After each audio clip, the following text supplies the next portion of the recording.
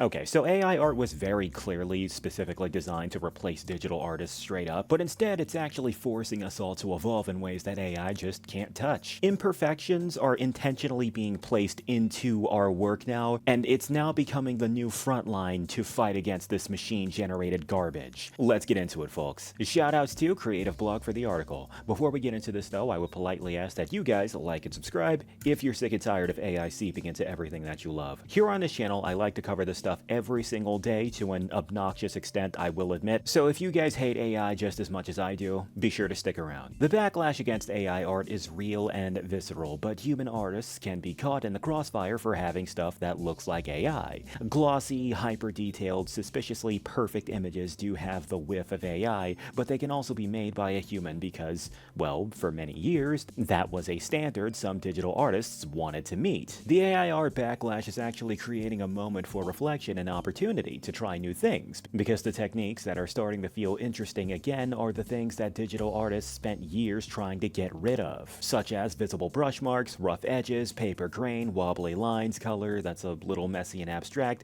Like, I know it's a bit sad that some artists are needing to rethink how they work to dodge accusations of AI use, but it does offer an opportunity to try new things. And honestly, I would have to agree. And personally, while this person finds it a bit sad, I don't at all.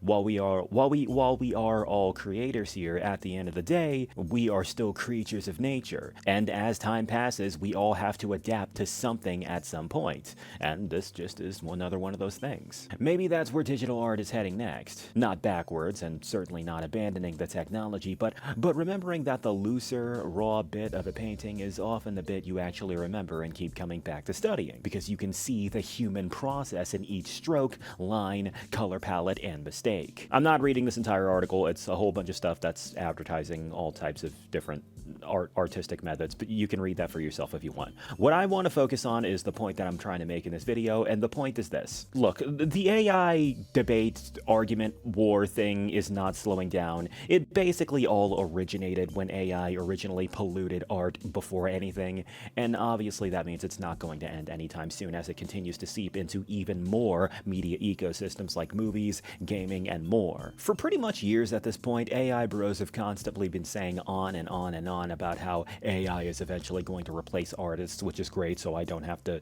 pay douchey, snobby commissioners or whatever, some nonsense like that. But obviously at this point in time, that's just not true. That is complete BS, and the actual truth is simple. Humans innovate.